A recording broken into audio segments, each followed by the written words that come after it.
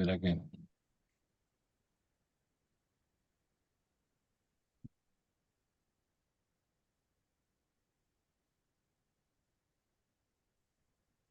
Ahí estamos. Comparto la... Debería dejar algo, te dice conflictivo.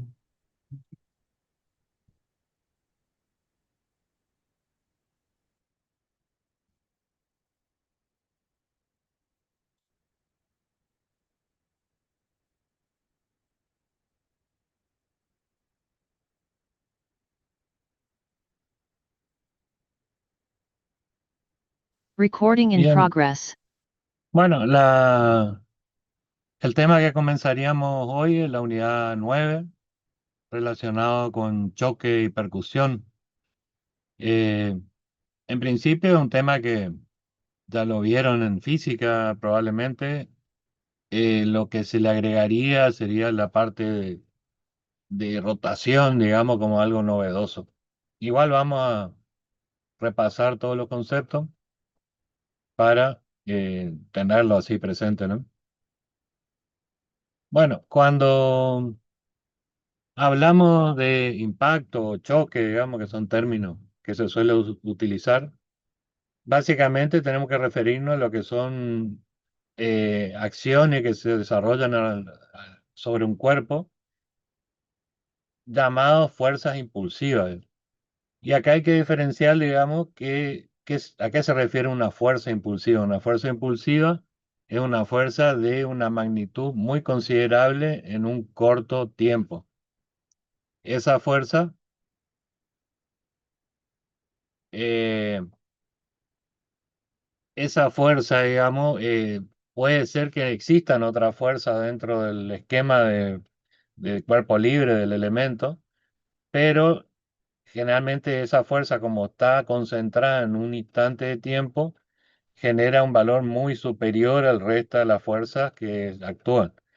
Entonces, normalmente en un análisis normal uno puede despreciar la acción de esa fuerza en ese instante. Las otras fuerzas, llamadas por ejemplo la fuerza de gravedad que está presente, que a lo largo de un tiempo desvía la trayectoria de la partícula al cuerpo. Pero en ese instante, tomando un instante anterior al choque y un instante posterior, la acción es muy pequeña por el tiempo de que está aplicada. Generalmente acá o sea, el método de trabajo, digamos, en lo que es impacto-choque, está relacionado con la conservación de cantidad de movimiento, lineal o angular. Y habíamos dicho que la cantidad de movimiento se la puede variar a través, o sea, la lineal a través de un impulso, que el impulso es una fuerza a lo largo de un tiempo, o un momento para la cantidad de movimiento angular, que sería un momento a lo largo de un tiempo. Entonces, como dijimos que esto se reduce a un cierto instante, ese periodo, ese impulso toma un valor determinante en el movimiento. Em, bueno, básicamente, ¿qué es lo que vamos a tener? Distintos tipos de choque. Eh, Acá, bueno, sería un caso general donde dos partículas se aproximan, chocan, y en este caso, que tenemos que sería el caso de un choque plástico donde las dos partículas se aproximan, se unen y permanecen en una trayectoria única juntos, digamos, eso se condice con el choque plástico llamado, que sería un caso particular que puede ser porque los elementos sean demasiado plásticos en cierta forma, o sea, que se deformen mucho y absorban toda la energía de tal forma que queden compactados, o puede ser porque, como van a ver en algún ejercicio, por ejemplo, cuando dos vagones se enganchan entre sí, existe un contacto físico real, digamos, que lo ensambla y permanecen unidos. Entonces también se puede considerar que es un choque plástico. ¿Por qué? Porque no se vuelven a separar los elementos. Cuando hablamos de las definiciones, tenemos los llamados el impacto central. El impacto central es un caso bastante particular. ¿Por qué? Porque hay varias condiciones que se tienen que cumplir. Básicamente que las líneas de trayectoria de las partículas pero cuando hablamos de la línea de trayectoria tenemos que hablar del centro de masa de esas partículas. ¿Por qué? Porque las partículas tienen un volumen. Entonces, si el centro de masa de las dos partículas están en una línea recta, se aproximan en una línea recta eh, que une, digamos, esos dos centros de masa, y a su vez el contacto se da en una superficie que está alineada con, el punto de contacto está alineado con esa misma línea. En ese caso, ¿qué es lo que pasa? Que tenemos estas dos partículas que se desplazan en una misma trayectoria, su centro de masa particularmente, se desplazan en una misma trayectoria. Cuando hacen contacto, se generan fuerzas de acción y reacción que van a tener la misma dirección y la misma el mismo dirección y sentido opuesto, bueno, pero la misma línea de acción que donde se estaban desplazando los centros de masa de las partículas. O sea, concluyendo, todo esto se da, por eso el caso ideal donde nosotros planteamos las dos esferas del billar o el caso del lado de esfera. ¿Por qué? Porque en esos casos normalmente sí se puede dar este tipo de choque, dado que su centro de masa está alineado en forma geométrica dentro de lo que es la superficie del volumen, y a su vez la superficie de contacto van a estar generalmente alineadas con el centro de masa. Pero tiene que haber esa conclusión de todas estas variables para que se dé el choque, el impacto central. Eh, bueno, básicamente tenemos el otro modo, digamos, uno el impacto central recto, en este caso el impacto central oblicuo, donde de nuevo tienen que aparecer estas condiciones para que se dé. O sea, ¿qué es lo que tiene que aparecer? Que en este caso, en el caso del oblicuo, si bien las velocidades ya no describen o no están descritas en una sola línea de acción, como en el caso anterior, hay una componente que se puede hacer un sistema de eje donde una de sus componentes está alineado con lo que sería el plano de contacto. Y bueno, de nuevo, el plano de contacto debe generar fuerza. Y acá, bueno, por ahí le pongo un poco de, a ver, le dibujo. El plano de contacto, imagínense si en vez del choque realizarse acá, ¿qué es lo que pasa? Acá yo tengo el choque entre, vamos a más precisión, y acá tengo el plano de choque entre alineado con los centros de masa. ¿Qué pasaría si esto no fueran perfectamente esférica? Si esto fuera deformado así y por ahí el choque se da acá. En ese caso ya esto deja de cumplir lo que sería el impacto central. ¿Por qué? Porque las reacciones que va a haber impulsivas entre ellos no van a estar alineados con los centros de masa. Acá ya tendríamos que hablar del otro tipo de choque, que serían impactos excéntricos. Entonces, bueno, eso sería por ahí las condiciones para que se dé esta situación. Acá, bueno, se lo vislumbra mejor, o sea, cuando tenemos un choque oblicuo, el choque oblicuo, en este caso tenemos que garantizar que el plano de contacto genere, digamos, la perpendicular al plano, se alinee con los dos centros de masa de los dos elementos.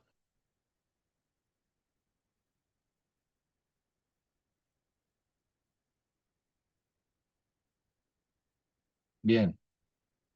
Eh, Cuando hacemos el análisis de mecánica de este impacto, eh, ¿qué es lo que tenemos?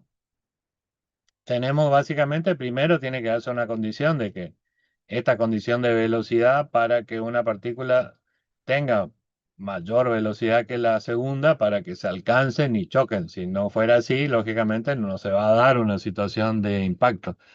Tiene que haber una relación de velocidades mínima para que ocurra esto. Eso ya cae como de maduro, pero vale aclarar. Una vez que se dio esa situación, las partículas antes del impacto tienen una diferencia de velocidades para que se produzca el acercamiento y el impacto. Tenemos un segundo momento donde las partículas entran en contacto y el contacto, bueno, hace que una vez que tocan su superficie se siguen aproximando, los centros de masa siguen aproximándose por la deformación que puede generar esa partícula. Entonces, en ese momento, mientras se está deformando los elementos, se están generando una fuerza, impulsos de deformación que como tienen acción y reacción, tienen el mismo módulo y sentido opuesto entre la acción y la reacción de la interacción de las dos partículas. Entonces, ese efecto que se da va a ser una fuerza que va a ir variando en el tiempo, pero si la integramos en el tiempo que transcurre el efecto de la compresión de los elementos, tendríamos este término que sería la integral de esa fuerza, impulsión, por el diferencial de tiempo en el transcurso del periodo de compresión. Entonces, ese es el primer momento. Vale aclarar que las trayectorias siguen, digamos, acercándose, o sea, acá tenemos que un primer contacto, se siguen acercando hasta un mínimo de distancia, donde ahí se da que las dos toman la misma velocidad, o sea, hasta el momento más próximo adquieren la misma velocidad. Eh, Puede ser para un lado, para el otro la velocidad, o puede ser cero, pero esa velocidad es única en un cierto momento. Entonces, tenemos ese momento donde se da la deformación máxima y la velocidad es única para los dos cuerpos. Posteriormente, en la medida que el choque sea plástico, ya van a quedar así y siguen con esa misma velocidad única. Si el choque es elástico, va a haber una restitución de la elasticidad de los elementos, lo que va a hacer que ocurra otro periodo que se llama el periodo de restitución, donde se ejercen de nuevo fuerzas en sentido opuesto debido a la elasticidad en ese caso de los elementos. Y esa fuerza que se dan en los dos sentidos también se la puede integrar en el tiempo y sería el impulso de restitución. Al finalizar, bueno, los dos elementos tomarán, la medida que no fueron plásticos, cada uno tomará su velocidad y su cantidad de movimiento relacionada a la masa que le corresponde a cada uno. Eh, bueno, básicamente, si uno hiciera un análisis minucioso de las fuerzas que se generan, esto puede llegar a tomar distintas formas. Esto podría ser una descripción de cómo se desarrollan las fuerzas en función del tiempo, mientras se está generando el contacto en los cuerpos. Pero eso es muy difícil determinarlo en la forma práctica. Bueno, se podría hacer con cámara de alta velocidad o algún elemento de ese tipo, pero muy difícil determinar cómo son los valores de esta fuerza. Pero uno se abstrae de esto, ¿por qué? Porque lo que va a hacer es analizar el conjunto como un impulso. Bueno, entonces las ecuaciones, si nosotros armamos, hacemos las ecuaciones de conservación de la cantidad de movimiento siempre que no aparezca una fuerza externa en ese momento que altere la cantidad de movimiento, una fuerza externa al análisis que estamos haciendo. Volvemos a lo mismo, si nosotros lo hacemos en un instante, abstraemos de que no alcanzan a actuar las fuerzas externas y por eso se da la situación. Bien, entonces establecemos la ecuación de cantidad de movimiento inicial-final. Y también establecemos lo que son, digamos, las cantidades de movimiento que van a tomar, digamos, cada una de las partículas eh, a través de lo que sería el periodo de impulsión, o sea, cuando se están comprimiendo.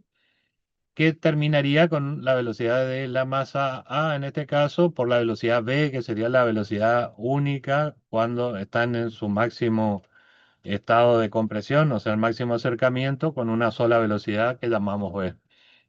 En la restitución iríamos desde esa velocidad única donde se juntan las dos velocidades a un mismo valor y a través de los impulsos de restitución se obtienen lo que serían los valores finales. Para poder determinar el fenómeno en general, se debe establecer lo que se llama el coeficiente de restitución. Y el coeficiente de restitución se lo define como la relación entre el impulso de restitución sobre el impulso de acercamiento que tiene o de formación que tiene el cuerpo. O sea, todo el impulso que se genera en la parte que se comprime sería el término de abajo y el término de arriba sería el impulso que se genera en el periodo donde se están separando los elementos. Lógicamente, si no se separan, estamos hablando que este término arriba es cero y por ende el coeficiente dará un valor cero.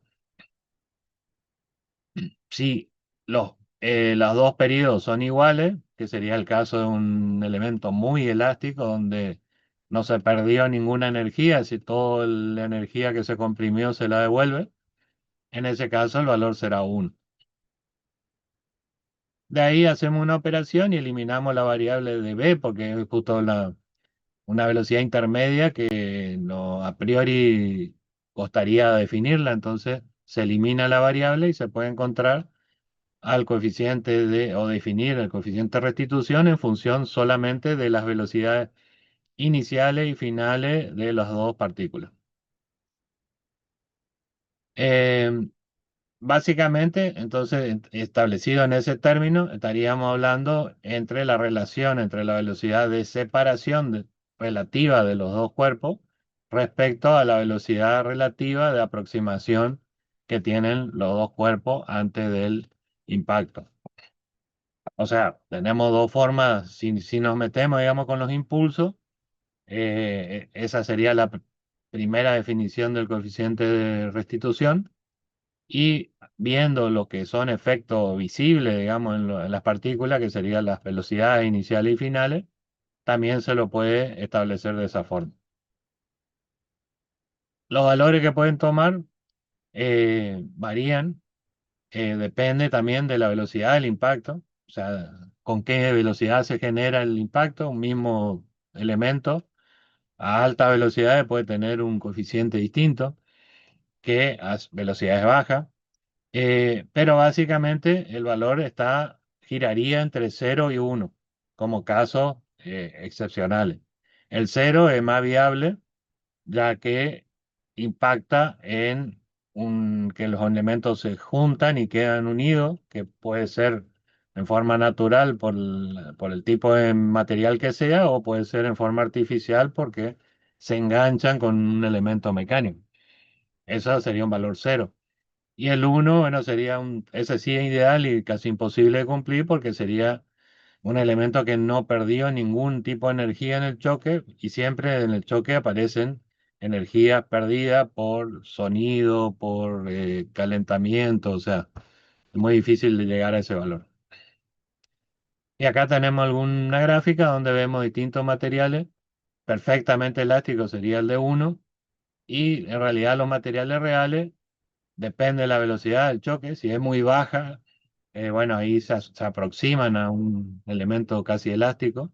Por ejemplo, el vidrio, el acero, incluso el plomo, que es bastante maleable, pero a muy baja velocidad, confluye casi a un elemento elástico. Pero si subimos la velocidad, se dan cuenta, por ejemplo, el plomo que baja totalmente por la deformación que toma en la velocidad alta. Y lo mismo los otros elementos. Para resolverlo, bueno, lógicamente, los problemas cómo se resuelven a través del planteo de lo que es la ecuación de conservación de la cantidad de movimiento. Y después, de ahí, bueno, o los problemas irán para obtener el coeficiente de restitución o irán con el conocimiento del coeficiente de restitución, que sería la otra ecuación que nos completan los datos. Acuérdense que acá vamos a tener dos incógnitas. Si tenemos los dos valores iniciales, tenemos dos incógnitas, que son las dos velocidades finales, y necesitamos las dos ecuaciones para resolver. Bueno, de nuevo, lo que venimos hablando, el impacto elástico, el coeficiente igual a 1, eh, los mismos valores toma la restitución, que es la parte de formación, eh, y bueno, y eso se da que las velocidades relativas iniciales es igual a la velocidad relativa final.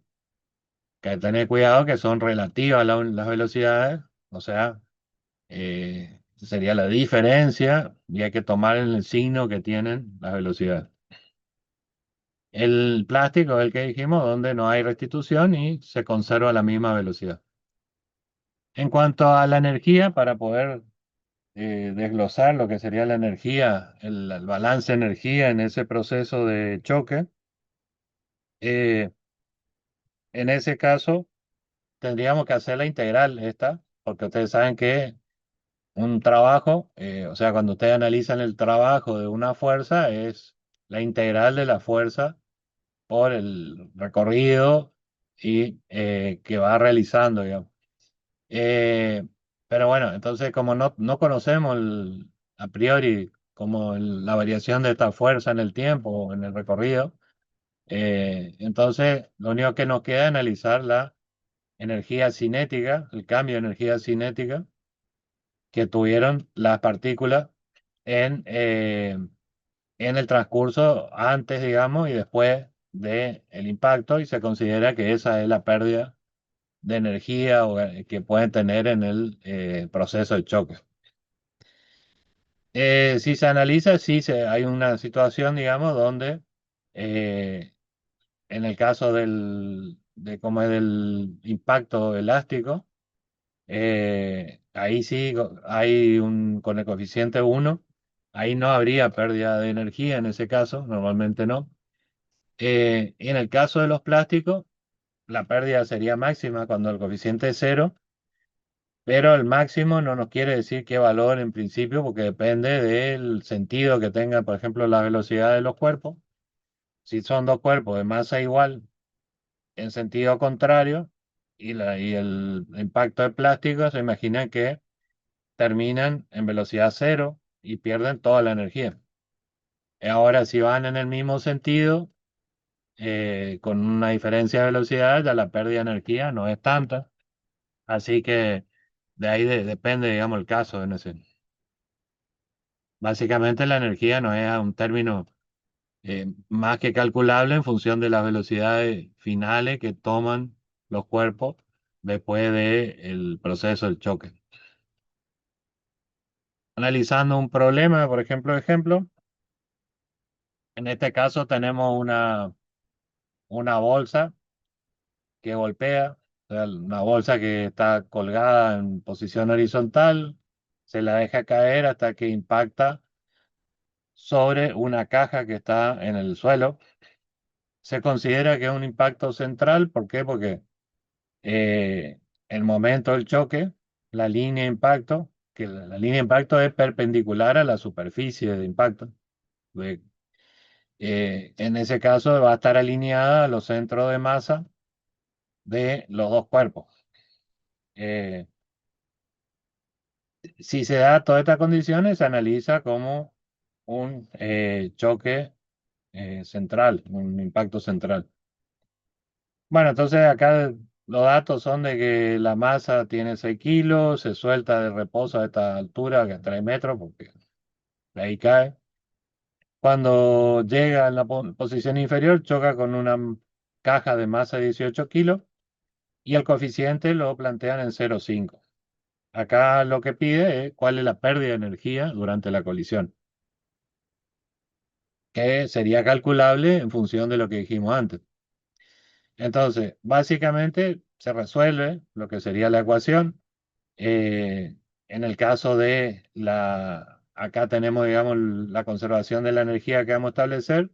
Si consideramos que acá es cero, el punto cero, Acá tendría una pérdida de energía potencial por lo que desciende, así que la conservación de la energía que toma en la primera parte, digamos que consideramos que se conserva la energía, estamos hablando de cero velocidad, cero de altura, y al finalizar el recorrido tenemos la velocidad final al cuadrado por la masa sobre 2 y en la pérdida de energía potencial, lo que nos da la velocidad de choque al momento de chocar de la bolsa. Hacemos todas las ecuaciones que se usan para resolver, que son se plantea, digamos, conservación de cantidad de movimiento. eh, y de ahí sacamos una de las ecuaciones a través del coeficiente de restitución, nos aporta para poder sacar el segundo valor de ecuación y resolviendo nos da que las velocidades finales que va a tener va a ser la velocidad de A2 sería menos 0,959, lo que sería hacia, rebota, por decir así, se va hacia el otro lado, dado que originalmente pusimos que estaba positivo en este sentido, y al final, digamos, estaríamos encontrando que la velocidad toma este sentido y la de la caja toma esta dirección de 2,87 en esa dirección. Y de ahí se saca la energía cinética.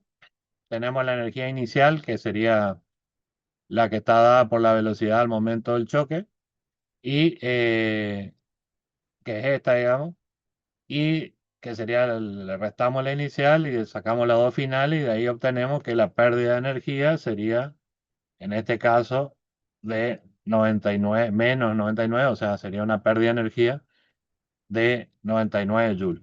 Eso sería el análisis energético de esta situación. El caso del choque se lo resolvió como como un choque normal, digamos. Acá tenemos otro ejemplo, bueno, el caso de un martinete, que son estos para clavar pilotes en la estructura de edificios antes de construirla. En este caso dice, bueno, los pilotes tienen una masa de 800 kilos. eh, el martinete, perdón, tiene 800 kilos. El pilote tiene 2.400 kilos. El mazo rebota hasta 0,1 metro, o sea, después que choca, rebota el mazo. Y calcular, digamos, la velocidad del pilote en el momento del impacto, coeficiente de restitución aplicable y la pérdida porcentual de energía debido al impacto. Entonces, bueno, tenemos antes el choque, golpea, que se lo hace caer de 2 metros, de ahí sale la velocidad, y después del choque se eleva solo 0,1 metro. De ahí sacamos a través de la fórmula de velocidades, sacamos las dos velocidades. Esta es la velocidad de caída y esta es la velocidad con que se separa para poder llegar hasta 0,10 metros de altura. De ahí podemos sacar que el coeficiente de restitución sale de la relación de velocidades. Eh, Nosotros hacemos, bueno, establecemos, digamos, las ecuaciones de velocidades y, como habíamos comentado, una forma de establecer el coeficiente de restitución es la velocidad de separación relativa sobre la velocidad de acercamiento. La de separación es esta, digamos, el valor de lo que toma el martinete al despegarse y lo que toma el pilote en el otro sentido. Y la de acercamiento es solo la de el martinete aproximándose. Y de ahí sale que es 0,63 el coeficiente de restitución para ese caso. La energía cinética también está en función de la velocidad que toma al comienzo y después del impacto, la energía cinética tienen los dos cuerpos, el martinete y el pilote, y bueno, y se nota que esta era la energía cinética inicial y esta es la final, por lo que la pérdida porcentual que tenemos es de un 45%. Generalmente, siempre que hay choque, como dijimos, que no sea totalmente elástico, siempre va a haber pérdida de energía. Puede ser máxima, mínima, pero siempre va a haber pérdida de energía en los choques. O sea, eso siempre que haya una situación de choque en un movimiento, hay alguna pérdida de energía. Bueno, siempre entonces como caso general, siempre plantear la ecuación de conservación de cantidad de movimiento y la de coeficiente de restitución. Para casos particulares, como ser que el elemento choque contra un elemento inmóvil,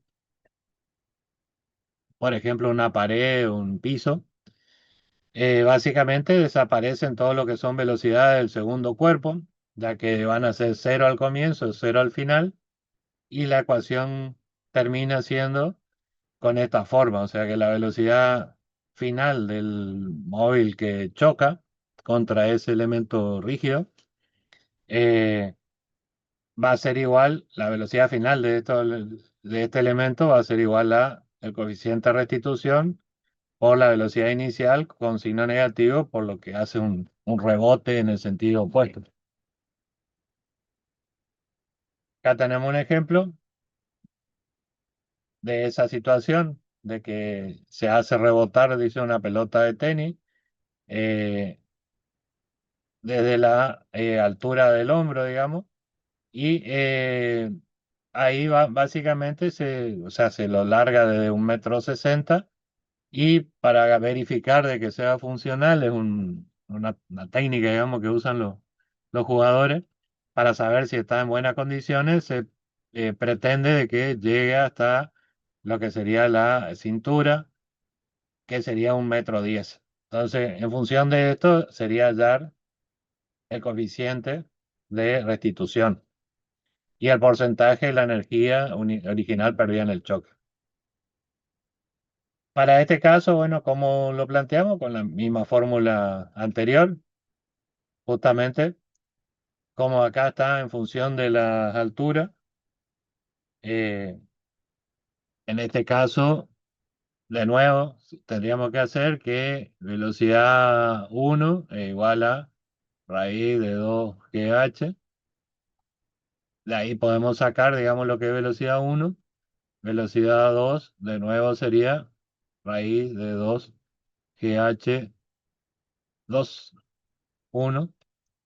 Y de ahí podemos establecer, digamos, lo que serían las velocidades de aproximación y de salida.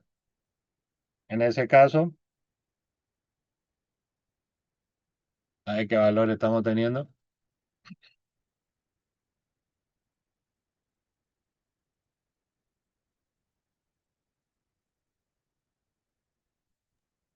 Dale, calculadora y calculen.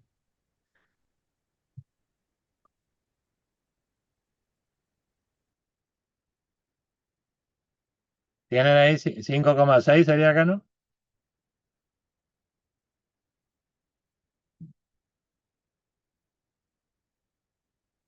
Y acá teníamos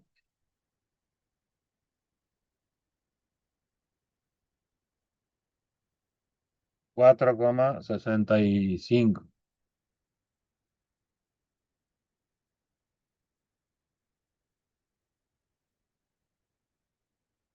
A ver si está bien mi cálculo. Sí, eso da, profe. Sí, profe, lo mismo. Bien. Bueno, acuérdense que, bueno, se había planteado recién de que la fórmula se la podía reducir en que velocidad 2 sería igual a menos E por velocidad 1, que acá también saldría si yo no tengo velocidad 2, no tengo velocidad B, no estaría porque el piso no tiene velocidad inicial ni final, así que el coeficiente de restitución me queda solo entre este término y este. Por ende, bueno, puedo establecer justamente esa relación que habíamos planteado recién. Así que el coeficiente E va a tomar, digamos, la relación de esas dos velocidades, que sería 4,665 dividido 5. 0,83. ¿Cuánto? 0,83, mami. 0,83. Bien. Ese es un, y después dice el porcentaje de la energía original perdida en el choque. En este caso tendríamos que hacer la energía cinética, que sería la energía cinética uno, que sería un medio de V1 al cuadrado masa, y la energía cinética 2, un medio.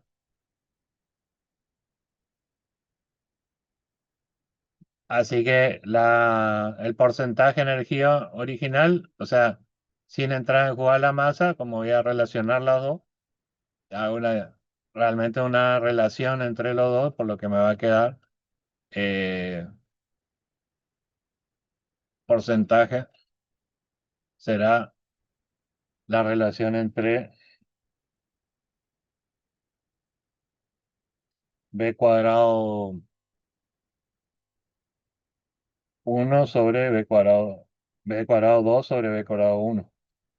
Así que tengo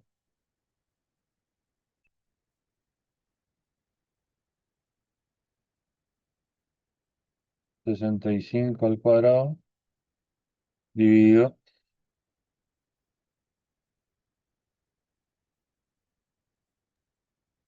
que sería 0,689. Esta sería o sea, la relación, bueno, sería básicamente 69% la energía eh, final respecto a la original, y la energía perdida será igual al 31%. Bien, ese es uno de los problemas. El segundo, relacionado con lo mismo, dice, da el dato acá, 0,8. eh, y acá lo que pide es justamente con qué velocidad la tengo que largar a la pelota hacia abajo desde la altura de 1,60, para que regrese a la altura de 1,10, la que queríamos anterior. Acá teníamos un coeficiente de 0,83, o sea que eso nos permitía que alcance por sí misma. Si tengo un coeficiente menor, se supone que va a llegar antes, más cerca, no va a subir tanto. Así que esto sería, por decir así, haciendo trampa, yo lo empujo para que llegue a ese valor en forma artificial. Y ahí en ese caso, ¿qué es lo que tengo de dato similar al anterior? O sea, yo ya tengo esta velocidad, que es la 2 que yo necesito para que alcance la altura de 1,10. Por ende tengo que llegar a 4,65, sería la velocidad 2 que yo tendría que hacer. Acá, ¿cómo puedo plantear?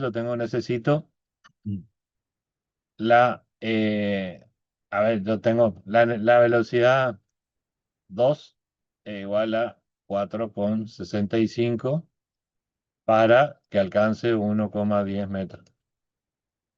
Y ahora yo tengo por otro lado que el coeficiente es 0,8, por ende la velocidad 1 va a tener que ser velocidad 2 sobre menos velocidad 2 sobre 0,8. Y esto me va a dar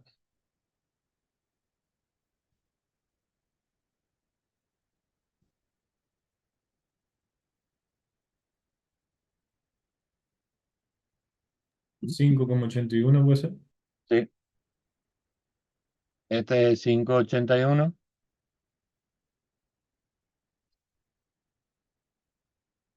Esta es la velocidad que debo impactar yo en el piso para que suba hasta 1,10, que es lo que pido. Ahora, si yo la dejo caer, no tengo 5,81, sino que tengo el valor que calculé acá, 5,6. Así que tengo que agregarle una velocidad inicial para que llegue a esa velocidad final. Y ahí, ¿cuánto sería, digamos, cómo tendría que agregarle la velocidad? ¿O cómo puedo calcular? Y Con la el piso. diferencia. Eh, Se hace la diferencia de la velocidad inicial cuando se deja caer solamente y cuando se empuja. Y ahí se tiene así es. Y, y ustedes le agregan directamente la velocidad y con eso que agregan, dicen ustedes la diferencia, 0,20.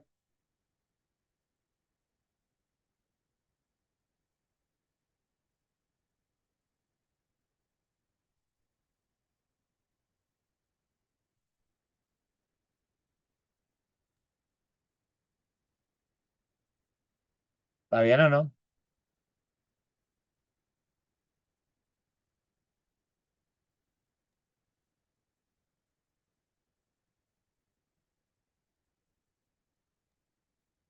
Yo creo que sí. Estándar. Yo creo que sí. Y, y si yo estoy haciendo balance de energía, yo tengo energía cinética cero, que sería 1,6 por M por G. Así, ¿no? Sí. Más B0 cuadrado.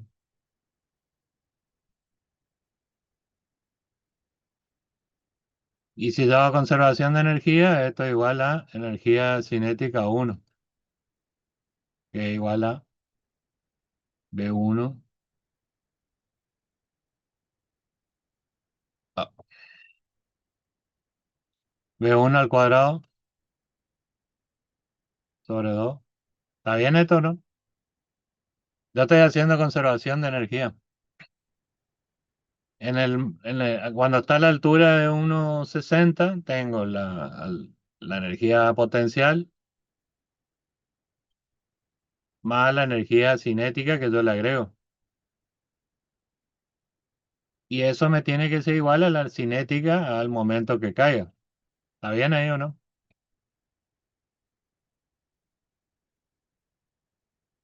Y de ahí tienen que sacar.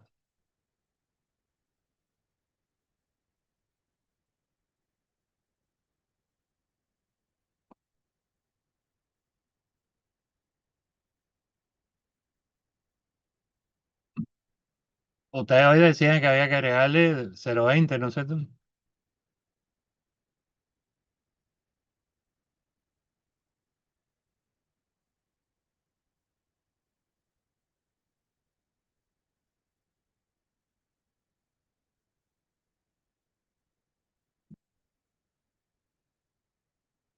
¿Cuánto le dan?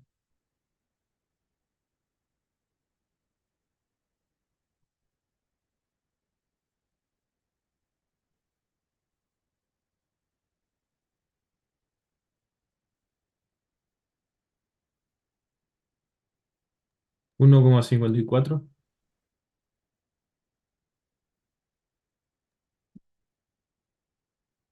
Este era, digamos, si era así. A ver, acá tenemos que hacer pasaje término.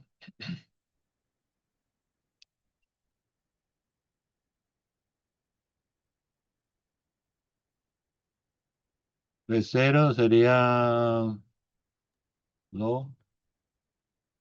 Raíz de B1 cuadrado eh, menos 3,2 G. raíz Raíz de B1 cuadrado menos, Este es el 2 sobre m, ¿no? Y sí, esto sí. multiplica a b1 al cuadrado m sobre 2 y menos m. ¿Por qué? Ahí está. ¿Ese le da cuánto?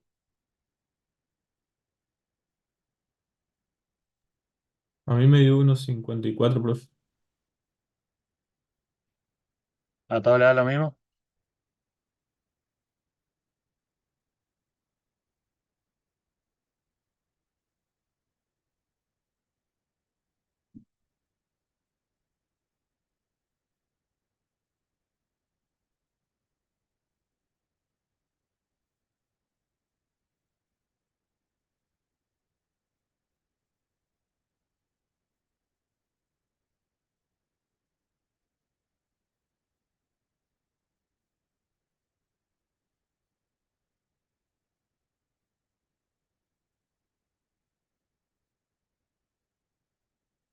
El m este se anula, ¿no?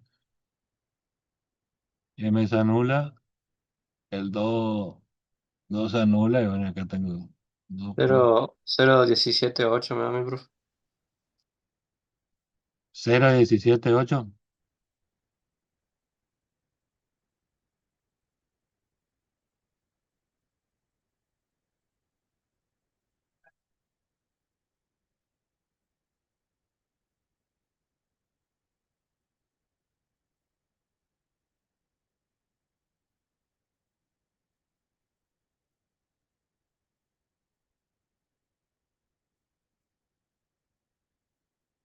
Bueno, El en realidad B1 que se toma, profe, el anterior o es el nuevo calculado, el cinco coma el ochenta y uno nuevo 9,81.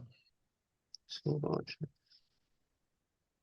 Ahí daría 1,53. 5,81 digo, sí. Sí, 1,53 sería entonces. 1,53. Bueno,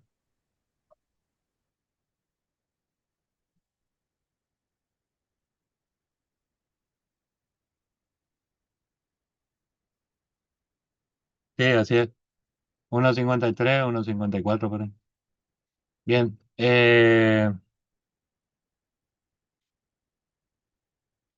1,53. Sí, o sea, fíjense que no es solo la diferencia, porque la diferencia casi yo decía, bueno, entre uno y otro es 0,20, que no es, ¿por qué? Porque el problema es de energía, y la energía está ligada al cuadrado de la velocidad. Entonces, bueno, yo tengo como esta velocidad en problema energético y está al cuadrado, bueno, eso es lo que hace que tenga que ser una bastante más importante la velocidad para poder dar esa energía que necesito ahí. Eh, Bien, cuando analizamos el impacto oblicuo es cuando, bueno, de nuevo, como habíamos mostrado al principio, se tiene que dar varias condiciones, o sea que es cierto que las dos velocidades pueden tener cualquier dirección, pero el plano de contacto sí o sí tiene que eh, generar, digamos, la línea de impacto alineada con los centros de masa.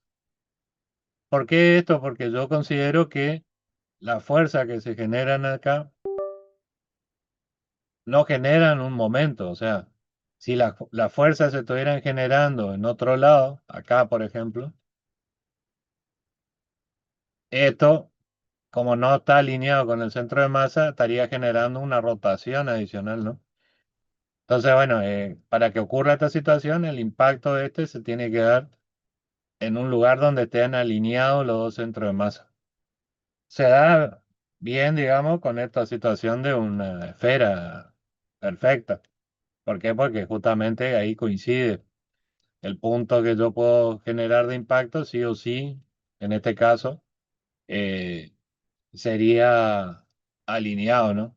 No hay otro lugar. Pero por ejemplo, si esto fuera en vez de a ver, por decir, sí, si en vez de esto fuera una esfera, esto fuera un cuadrado, yo lo podría impactar acá, lo podría impactar acá o lo podría impactar ahí. Tendría distintas situaciones y cada una respuesta distinta. Pero para el caso este ideal, digamos que se da para ideales, o sea, real, solo para esferas sería y que no haya fricción. La otra cuestión que sea lisa o no se considere la fricción entre ellos.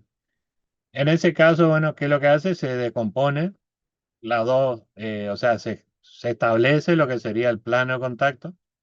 Esto es válido en todos los mecanismos, en todas las situaciones. El plano de contacto, como vieron en los engranajes también, donde se establece el contacto es el lugar, la perpendicular a ese plano es donde se puede hacer fuerza. Las fuerzas están siempre alineadas con la perpendicular a ese plano. Acá ocurre lo mismo, o sea, ¿dónde está la fuerza? Perpendicular al plano donde se tocan los dos, porque es el lugar geométrico donde yo puedo ejercer fuerza. Entonces, ¿qué es lo que se establece? Se divide en dos componentes la velocidad, para el plano estamos hablando, ¿no? En el espacio serían más componentes, ¿no? Eh, pero básicamente, bueno, en el plano eh, analizamos, digamos, una componente que vaya alineado con el plano de contacto y la otra perpendicular. Se considera que en la línea, o sea, la componente que está alineada, no hay una fuerza que se desarrolle en el proceso, solamente se va a ejercer fuerza sobre la línea de la componente en X en este caso. Bueno, básicamente yo tengo la cantidad de movimiento en X e Y.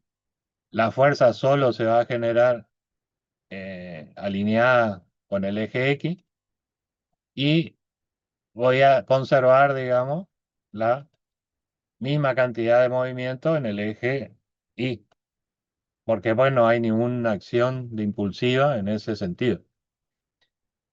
Bueno, entonces, bueno, básicamente, ¿qué es lo que tenemos? Que las velocidades iniciales y finales sobre el eje Y, que es alineada con el plano de contacto, como no hay rozamiento y no hay fuerzas impulsivas entre ellos en esa dirección, se sostienen. Mientras que toda la acción se centra en lo que sería el eje X, donde ahí sí interviene todo el proceso de impacto que se vio hasta ahora. Bueno, entonces básicamente se vuelve a establecer las ecuaciones de cantidad de movimiento, solo que ahora la vamos a desarmar, por decir así, en dos ecuaciones, eh, una en el largo del eje X y otra que es donde se puede establecer el coeficiente de restitución. ¿Por qué? Porque es en ese sentido donde se genera el impacto, todo el proceso, y eso afecta a la cantidad de movimiento o velocidad en X. Mientras que se supone que las de Y se conservan iguales en todo el recorrido. Bien, entonces, bueno, tenemos el caso del oblicuo, bueno, ahí está la situación, tenemos. Acuérdense que siempre tiene que darse que acá estén alineados los dos y la fuerza generada vayan derecho al centro de masa. Bueno, en este caso tienen un ejemplo, serían dos discos en vez de dos esferas. Como está en el plano, también es válido. eh, Donde están ejerciendo, los dos tienen un disco A y B de 1 kilo y 2 kilos, chocan a las velocidades que se muestran en la figura. 1 metro por segundo a este ángulo, 3 metros por segundo a 30 grados. eh, Coeficiente de restitución 0,75 y lo que se hace es desarmar, por decir así, la velocidad en X, hallarla en X y la Y, proyectando, por supuesto, de acuerdo al ángulo. Se establece esto que dijimos, que el cambio, o sea, las acciones impulsivas se dan solo en el eje X y ahí vemos que la cantidad de movimiento en X, establecemos la ecuación para X donde le damos los valores y tenemos una ecuación con dos incógnitas. Y después a través del coeficiente de restitución que solo está actuando en X, tenemos la otra ecuación con dos incógnitas. Resolviendo nos da las velocidades en X de los dos cuerpos, mientras que las de Y se conservan al mismo valor original. Y de ahí, bueno, se saca el valor resultante. Entonces, bueno, básicamente cuando el choque es central o central es porque está alineado con los centros de masa oblicuo, eh, lo que se establece son se hace, digamos, las dos componentes en el sentido del plano de impacto y en el sentido de la línea, o sea, el plano de contacto y de la línea de impacto. En esos dos sentidos y interactúan en la línea de impacto y en la parte del otro plano no hay cambio de velocidad. Bueno, cuando tenemos un cuerpo en rotación, el primer caso que planteamos acá sería el cuerpo que está rotando. O sea, yo choco contra un cuerpo que está sujeto en un pasador o un elemento que lo sostiene.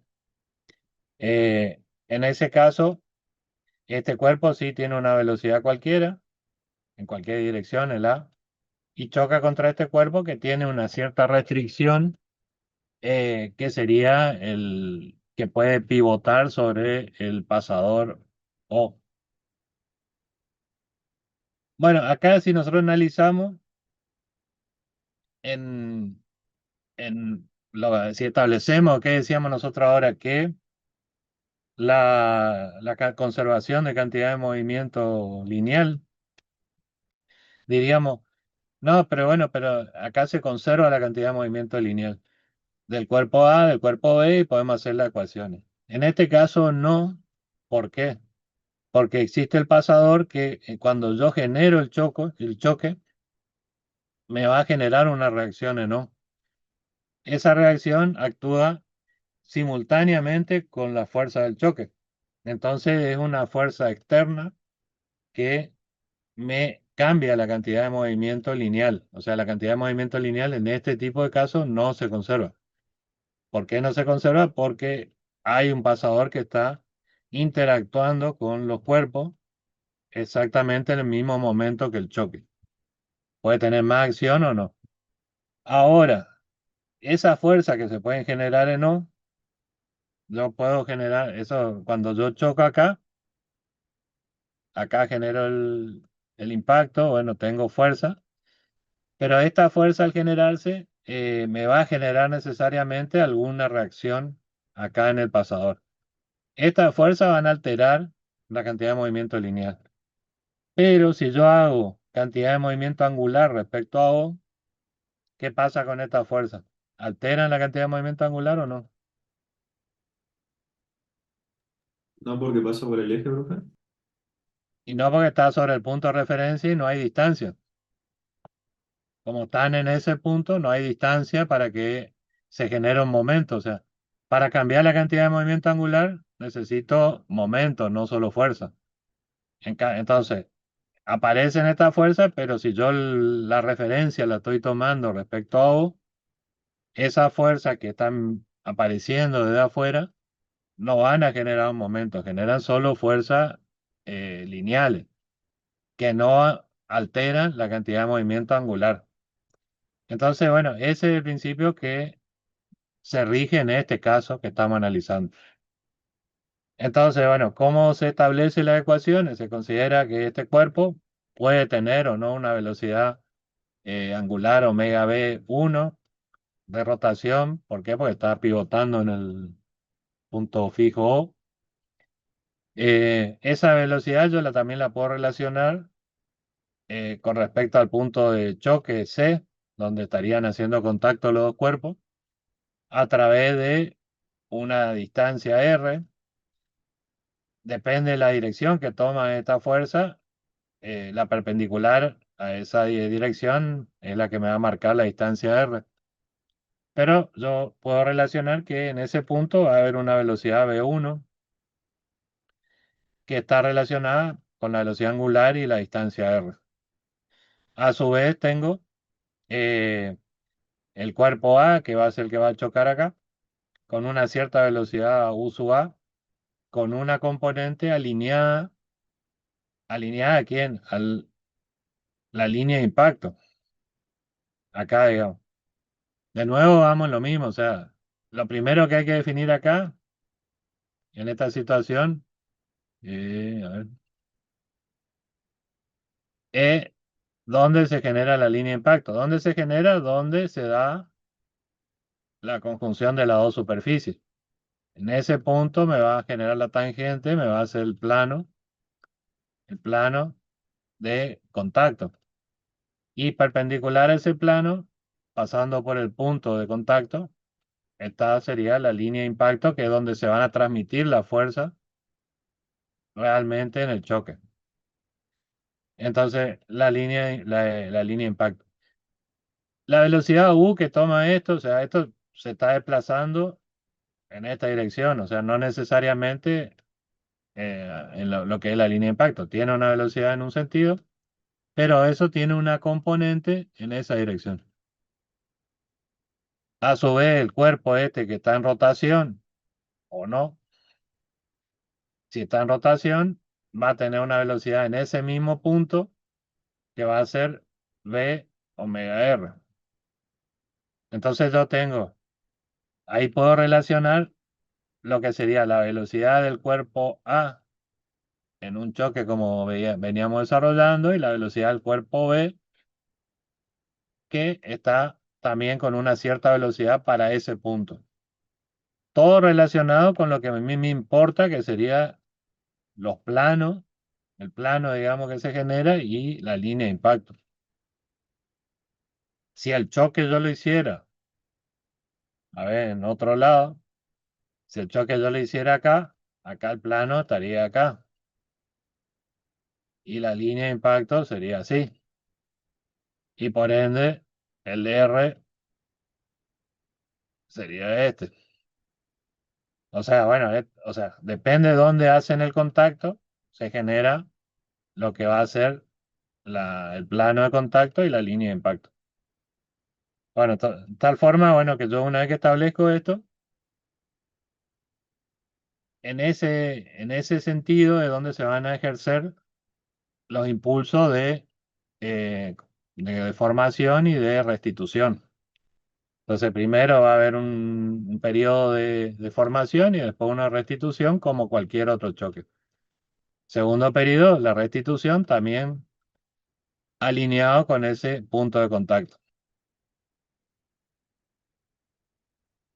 Bueno, básicamente ahí, después de la colisión, va a haber una velocidad relativa, que va a ser la velocidad final que va a tomar el punto C relacionado con B, que va a ser también relacionado con una velocidad angular final que yo tome después del choque. Y lo mismo va a ocurrir con el cuerpo A. Bueno, esto es, como dice ahí la aclaración, es bastante limitado. ¿Por qué? Porque estamos hablando, como dijimos recién, exactamente dónde choca, si las superficies son lisas, encontrar el coeficiente de restitución también para ese variable es bastante limitado, muy, es un caso bastante difícil de llevarlo a un valor numérico exacto. Pero básicamente, ¿qué es lo que hago?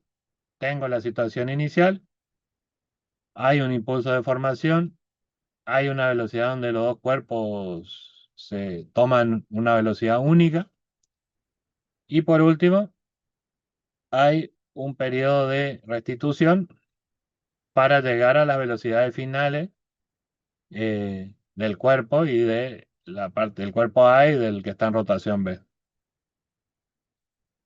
Y ahí puedo establecer la conservación de la cantidad de movimiento angular, no lineal. Como dijimos antes, la lineal no va a ser igual porque existen las reacciones de no, pero sí la cantidad de movimiento angular respecto a O, porque es donde aparecerían esas reacciones. Entonces lo planteo así, planteo lo que son las cantidades de movimiento angular que están relacionados. Acá tengo, digamos, la masa A por la velocidad A1, digamos, en esa dirección, ¿no? Por la distancia R, que es la misma porque relacionado con ese centro O. Después tengo la, la cantidad de movimiento angular del cuerpo en rotación, está relacionado con su momento de inercia y la velocidad angular que tiene. Y por último lo relaciono con la condición final. Esto sería la primera ecuación que se establece de cantidad de movimiento angular. En la parte de... Después tengo lo que sería el impulso. El impulso, bueno, va a ser esto que era la velocidad, a un impulso. En este caso, la modificación va a ser por un impulso angular. Entonces, o sea, un impulso de momento. Por eso es que estamos hablando de la integral de la fuerza por tiempo por la distancia a la que está aplicado. Y eso nos va a dar que en la situación de velocidad inicial, de velocidad angular inicial por su momento de inercia, hasta la velocidad final que voy a tener. Bueno, entonces en el cuerpo me va a pasar esto, digamos, el cuerpo de rotación, ¿no? Que va a modificarse en función de ese impulso considerado como un momento, un impulso angular. Bueno, ahí de nuevo aplicando el concepto de coeficiente de restitución y llevándolo a estas relaciones de velocidades, que es lo que se refiere el coeficiente. Por último, puedo encontrar, digamos, las mismas relaciones de velocidades de los puntos, que es la que realmente está relacionado con el coeficiente de restitución. Entonces, bueno, ¿a qué va esto? La velocidad v está relacionada con la velocidad angular, porque está en un cuerpo que está rotando respecto a un eje. Entonces, en la parte de conservación yo no voy a usar la fórmula de lineal como venía usando, sino la de cantidad de movimiento angular, tanto de el cuerpo que está suelto, por decir así, como el cuerpo que está en rotación. Para el que está suelto, la cantidad de movimiento angular es solo su velocidad por la masa por la distancia, menor distancia o la distancia perpendicular a el centro que estamos considerando. Y para lo que está en cuerpo en rotación está relacionado con el momento de inercia. Bueno, acá hay un ejemplo. En este caso tenemos una esfera de 2 kilos que estaría chocando contra una barra que está con esa condición sujeta en un punto A. El centro de masa, bueno, ahí está el a 0,6, está en la mitad de la barra. El largo de la barra 1,2. Y el coeficiente de restitución 0,8. Cuando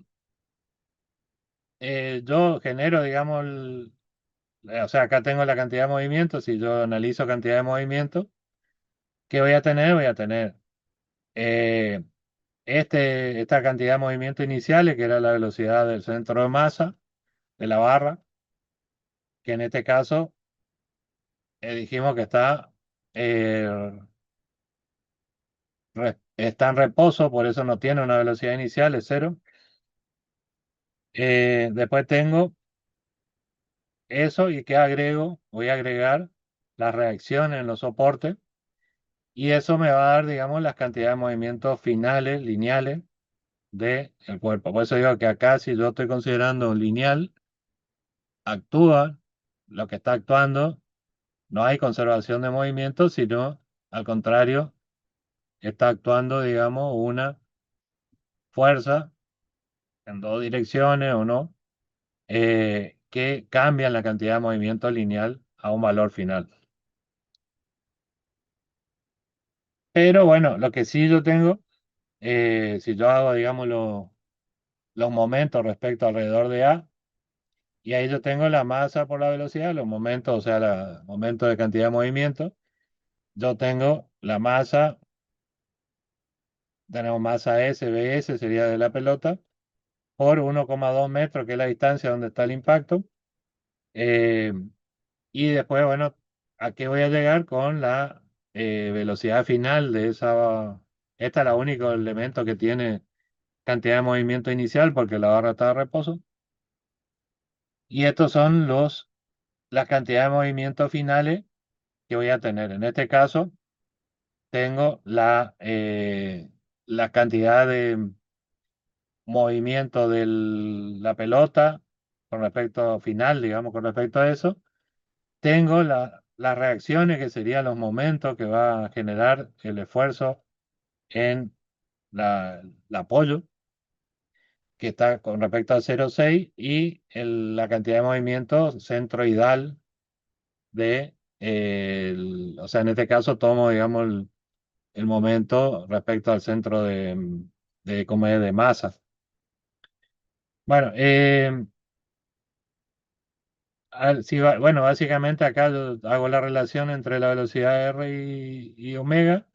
Tomo justamente el momento de inercia 1,12 sobre m por L al cuadrado, y ahí tengo el momento de inercia, y a través de eso sustituyo y puedo sacar los valores eh, que voy a tener como resultado final: la velocidad angular de la barra, 321 radianes por segundo, y la velocidad de la pelota, que sería negativa en este caso, rebota, y sería 0,143 metros por segundo.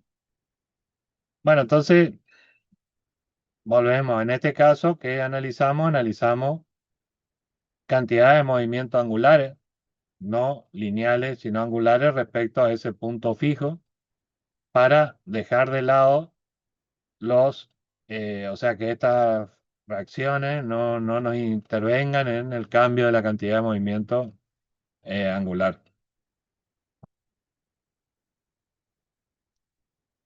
Por último, tenemos el caso más general, por decir así, que sería el impacto excéntrico. En este caso no hay una limitación de rotación de los cuerpos, sería libre.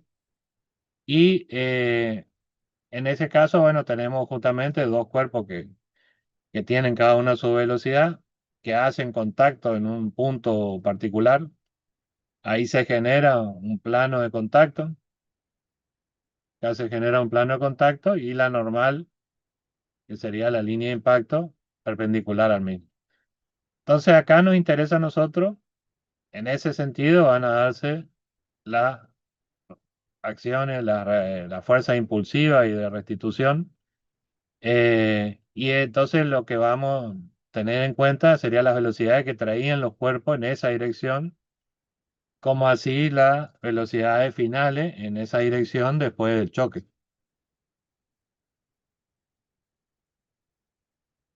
Bueno, acá ocurren los mismos fenómenos. Primero hay un acercamiento, después hay un periodo de compresión.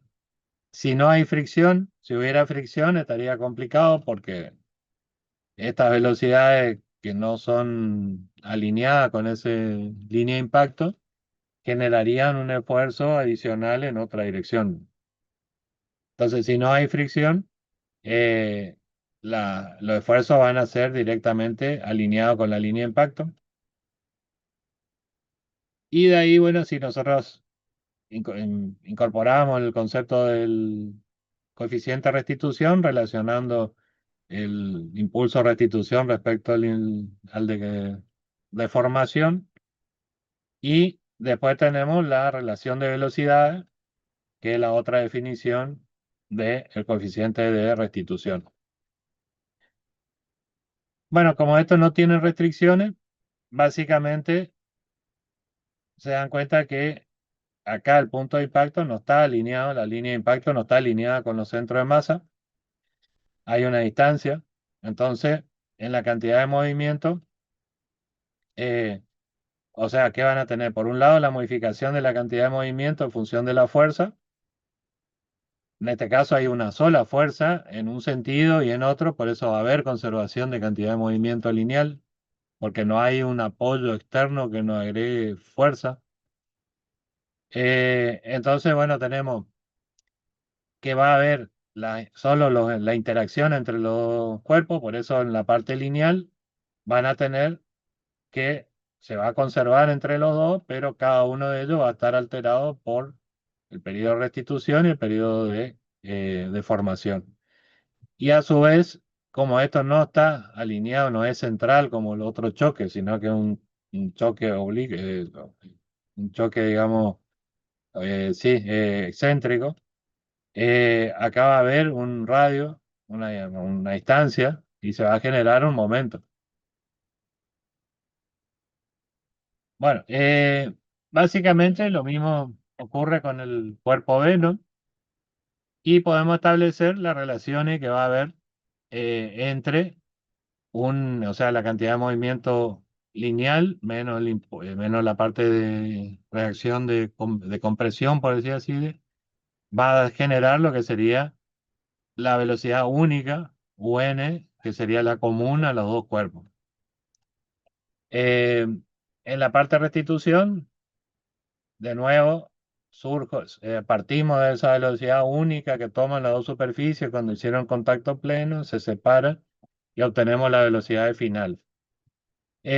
Bueno, básicamente, de nuevo, vamos a establecer el coeficiente, nos va a marcar justamente, porque esa es la definición del coeficiente, la relación entre la velocidad relativa de los dos cuerpos antes del contacto respecto a los dos cuerpos después del contacto.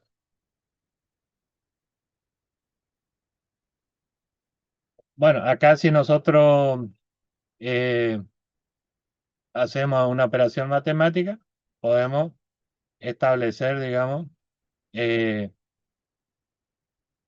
tomar, digamos, justamente las componentes normales, que son las que nos interesa a nosotros dentro de lo que es la componente que va a actuar, digamos, que serían normales, las que están relacionadas con la línea N, o sea, la línea de impacto.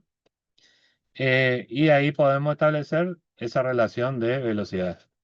Y eso nos va a permitir hallar, digamos, las velocidades finales de ese punto y a partir de ahí podemos desglosar lo que sería el resto del movimiento. Bueno, acá tenemos un problema de ejemplo. Acá dice, bueno, un cuerpo, un paquete cuadrado, dice, lado A, masa M, se mueve hacia abajo por una banda transportadora a una velocidad constante en el extremo de la banda transportadora. La esquina del paquete choca contra el soporte rígido en B, suponiendo el impacto en B perfectamente plástico. ¿Por qué plástico? Porque como dijimos antes, por un elemento mecánico, esto se queda enclavado ahí, no es porque sea materiales muy plásticos, sino se da porque hay una esquina, digamos, que frena el elemento y en ese caso también se considera la velocidad final es igual, se considera plástico. Y entonces se pide lo que es una velocidad mínima de la velocidad para que el paquete gire en torno al punto B y llegue a la banda transportadora C. O sea, llega acá, golpea, acá se frena y la velocidad necesaria de esta tiene que ser tal que el cuerpo este rote alrededor del punto y se apoye en C. Y ahí tomamos, digamos, principio de impulso y cantidad de movimiento, como esto es plástico, digamos, el choque.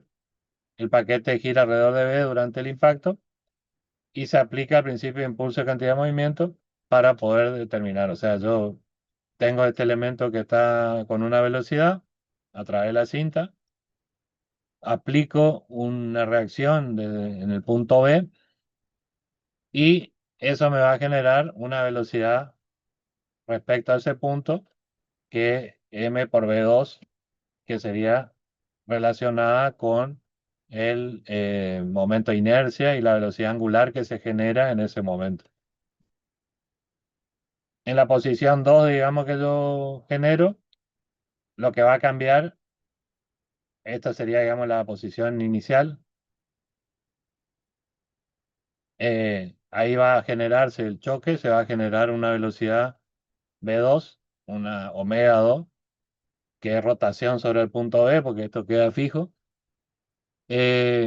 Y esto va a subir la altura porque en este momento tiene un H2 original y cuando termina, digamos, para cruzar y para que se vuelque, necesita llegar a la altura H3, que es un poco más alta, y que esto es lo que necesito yo vencer con esta velocidad, vencer esa energía potencial y llevarla a ese punto.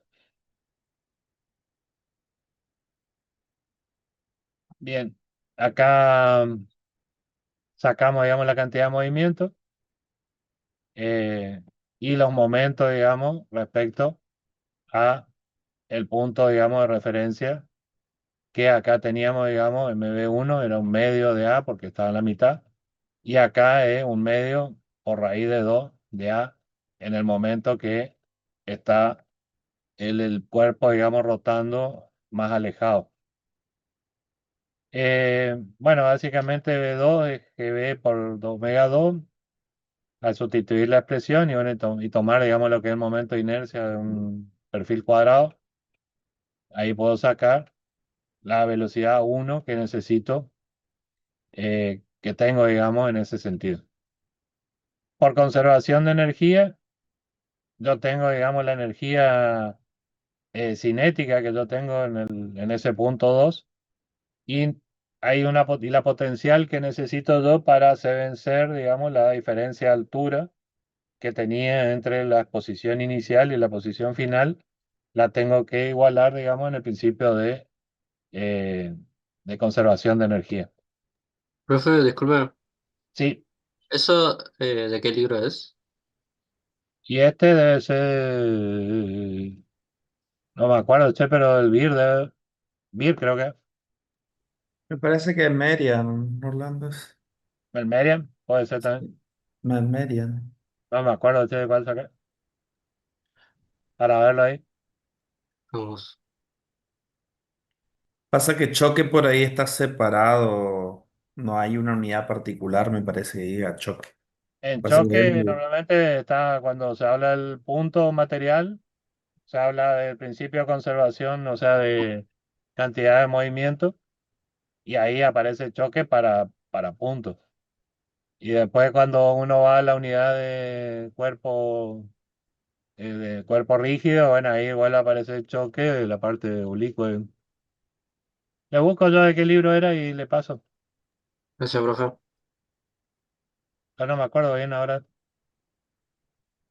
Eh, bueno, básicamente acá lo que se busca con esto es, por un lado, conservación de la cantidad de movimiento, que es lo que se trata de generar, de la cantidad de movimiento angular, básicamente. Y acuérdense, la cantidad de movimiento angular está relacionado a la velocidad angular que tiene por su momento de inercia y la velocidad del centro de masa respecto al punto. O sea, la suma de las dos es, o sea, usted tiene la cantidad de movimiento angular propia por rotación más la cantidad de movimiento angular dada por por, por la cantidad de movimiento del centro de masa respecto al punto que estamos relacionando. En principio, lo que se hace acá es eso, mantener esa cantidad de movimiento y a su vez usar la energía cinética para vencer el salto de altura que se genera entre esta posición y esta. Y a través de eso se saca, digamos, la velocidad que necesita para llegar a ese valor. Conservación de la energía, ¿por qué? Porque tenemos la velocidad inicial con su energía cinética más lo que sería la diferencia de altura y eso nos da, digamos, entre H3 y H2 la velocidad necesaria para llegar a ese punto. Bueno, cuando tenemos un cuerpo en el espacio, eh, bueno, básicamente, cuando es espacial, lo que tenemos nosotros, o sea, la fórmula, por decir así, sería la misma. Nosotros conservamos la cantidad de movimientos lineales que están relacionadas con el centro de masa, que van a variar en función de la sumatoria de fuerzas que se generan eh, externas, digamos. Y eso van a hacer variar la cantidad la variación de la cantidad de movimiento del centro de masa de una partícula, ¿no? Y por otro lado tenemos la cantidad de movimiento angular, que acá, digamos, la diferencia, como ustedes vieron, digamos, en los cuerpos, cuando estamos hablando, digamos, de un cuerpo en el plano, hablamos del momento de inercia solamente. Y cuando nosotros estamos hablando de un cuerpo en el espacio, tenemos que hablar del producto de inercia y momento de inercia, o sea, de lo que sería el tensor de inercia para definir justamente las condiciones inerciales. Por ahí viene la complejidad, pero en definitiva la fórmula que tenemos van por el mismo lado. Yo para variar, digamos, la cantidad de movimiento angular en el espacio, tengo que aplicar un impulso angular en una dirección y bueno, eso me cambia la cantidad de movimiento. Acá tenemos, por ejemplo, un caso. Este sería un caso espacial. Fíjense que es una placa que tiene una masa de 15 kilos y se engancha en una esquina, digamos, con un soporte. Eh, entonces, bueno, esto básicamente eh, la velocidad, digamos, de 5 metros por segundo y sin movimiento de rotación. Determinar la velocidad dice angular inmediatamente después que la esquina A choca con el gancho sin rebotar. O sea, acá te tienen una placa que tiene una propiedad inerciales. Si es simétrica respecto al centro de masa, bueno, esto sería, digamos, no habría producto de inercia considerándolo con respecto a este punto. Pero sí, si lo tomamos con respecto al punto A. Entonces, bueno, básicamente la conservación de cantidad de movimiento angular en A, como es o sea, el punto A, nosotros que vamos a tomar, el punto A, eh, es un punto, o sea, un punto fijo, yo tengo la cantidad de movimiento respecto a, va a ser igual a la cantidad de movimiento posterior, digo. Y acá, ¿cómo voy a sacar la cantidad de movimiento? Lo puedo sacar en función de el producto vectorial del vector posición del centro de masa respecto a por lo que sería la masa por la velocidad de bajada, digamos, del cuerpo en la dirección que tiene. Y eso me va a dar, digamos, eh, relacionado, va a conservarse, digamos, con respecto a lo que sería la cantidad de movimiento del centro de masa posterior después del choque, más lo que sería la cantidad de movimiento angular respecto al centro de masa del cuerpo. O sea, por un lado, cuando estoy antes del choque, tengo solamente un movimiento lineal, por ende, lo único que tengo es esa cantidad de movimiento lineal ubicada en el centro de masa, eh, que la tengo que multiplicar por el vector posición donde se encuentra para encontrar la cantidad de movimiento eh, con respecto al punto A. Después del choque, voy a tener de nuevo una cantidad de movimiento del centro de masa distinta. En 1 y 2 sería la distinta. Pero voy a tener agregado una rotación, o sea, una cantidad de movimiento angular sobre el centro de masa que se va a dar. Bueno, a partir de ahí, eso lo voy a tener en distintos, la voy a tener respecto a los distintos ejes. O sea, acá en este caso tengo un cuerpo que sería simétrico, por eso no va a haber producto de inercia y voy a tener relacionado, digamos, que la cantidad de movimiento va a tener componentes en X, en Y y en Z.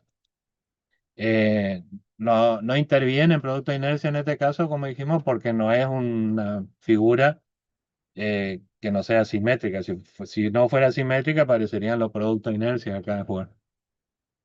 Así que a partir de ahí lo que tengo que sacar es, bueno, tengo que hallar todas estas velocidades angulares en los distintos ejes.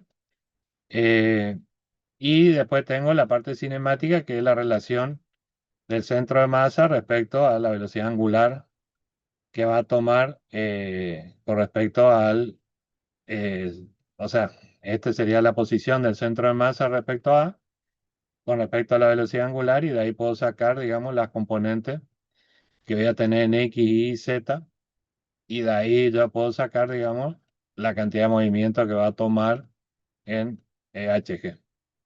Ese sería, bueno, un ejemplo de aplicación, digamos, espacial. En este caso, bueno, vuelvo a decir de que eh, como vuelvo a comentarle que es un cuerpo simétrico, no hay producto de inercia, y eso me permite hacer esta simplificación de poder tener los tres componentes. Bueno, básicamente el choque, bueno, volviendo un poco, haciendo un poco eh, un resumen, tenemos lo que sería el choque central eh, recto y el oblicuo. El recto, siempre el central, está referido básicamente a esfera o a disco. ¿Por qué? Porque tiene que darse la condición de que el punto de impacto se alinea a los centros de masa. El recto es simplemente hacer el análisis de conservación de cantidad de movimiento lineal, la ecuación más la aplicación del coeficiente de restitución. En el oblicuo lo que tenemos es una dirección donde no hay cambio de velocidades, el cual de los dos cuerpos sostienen su velocidad en esa dirección, y en la otra, la que está en la línea de impacto, se da el mismo análisis que el choque central recto. Cuando el cuerpo está en rotación, se centra en hacer todo el análisis respecto a si está en rotación respecto a un punto fijo, a un pivot. Se centra en hacer todo el análisis como conservación de cantidad de movimiento angular respecto a ese punto, porque la lineal no se puede conservar. En el caso de el choque libre, digamos, entre dos cuerpos, sí se conservan la cantidad de movimiento lineal de los centros de masa. Y ahí se aplica la conservación de cantidad de movimiento, porque no hay otra fuerza externa, entonces la fuerza de impacto y restitución lo único que hacen es cambiar, por un lado, las velocidades relativas de ese punto de impacto, y a su vez modifican, o no modifican, mejor dicho, se sostienen la cantidad de movimiento de el conjunto en cuanto a los centros de masa. Eh, en el caso del espacio, lo que se incorpora es el análisis de la cantidad de movimiento angular como un vector que tiene relación con el tensor de inercia, si le corresponde. Si está diagonal, hay que analizar las velocidades angulares en los tres ejes, y eso nos daría, digamos, la solución. Un poco viene por ese lado lo que es choque. No sé si alguna agregado o duda, o después le van a hacer ejercicio un poco con respecto a esto, la clase que viene. Sí, sí, la clase que viene, la otra igual, con lo que explicaste, medio que se cubrió bastante, digamos, los problemas. Y Pero sí, después le doy un toquecito, digamos. dos o tres ejercicios nada más. Sí, sí, sí, sí. Lo podemos llegar a hacer el viernes. El viernes tenemos la exposición ahí de la parte de investigación a las 7 de Ah, la tarde. cierto. Voy a andar por ahí primero, digamos. Después voy para el anexo. Por ahí capaz el viernes puedo arrancar ya con vibraciones hablando. Y después Bueno, hago problema de esto tranquilamente, ¿no? bueno, sí, Mm. Como así ya idea. vamos cerrando. Y sí, Bueno, porque el otro viernes no tenemos. Por ahí avanzar con vibración y el otro miércoles le doy todo problema entre lo de choque y lo de vibraciones. Puede ser como alternativa. bien, Le así lo dejamos un hacemos. poquito. Dale. De acuerdo, de acuerdo. Sus parciales ya le corregí, ya. No le subí las notas nomás porque estaba terminando recién. ¿Cómo Cuatro es? no se preocupan, el resto se preocupa. Sí, estamos bien. O sea, casi todos se preocupan, Serena. Exactamente. Por eso dije, ayer cuando ya corregí los dos últimos problemas, ya tenía un panorama de bastante, ya. Después tienen que ir presentando los trabajos prácticos, los laboratorios, ¿no? Ujú. Que el primero está presentado, me parece, digamos. Faltaría ir completando el segundo, digamos, y el tercero. Sí. Para ir cerrando. Nosotros creo que la clase que viene, si encarás vibraciones, te queda una para completar segundo orden, no te da para dar más o menos, Orlando. No, y sí, sí, por eso. No, vamos con vibración común, primero una y en segundo orden en la otra. Y la otra la encaramos después, la última semana. Sí. Nosotros tenemos clase hasta el Y hasta 29, diciembre, ¿no? pero bueno, pero hay que hacer también ¿Es hasta el 29 o es hasta el 6? para el 6, ¿eh? Ah, hasta el 6. Venimos Pero bien. bueno, pero esa semana es un poco de corrección y que nos presenten lo que Sí, falta. obvio, obvio, obvio, obvio. Pero vamos bien, digamos. Sí. Bueno, ¿Estamos chicos? nosotros vamos bien, los chicos más o menos, si son cuatro nomás lo que No, no sé, no tenía mucha duda que digamos el miércoles pasado. están al día, ¿sí? O tan re perdidos. Todavía no surgieron las dudas porque no llegaron, ¿no? Pero sí, todavía tenemos para evaluar, digamos, para completar esto y nos falta mucho en realidad. Queda la unidad de vibraciones, digamos, ¿cuánto es que? Sí. Muy bien. Hasta luego, Dale, chicos. chicos, nos vemos. Sí, profe.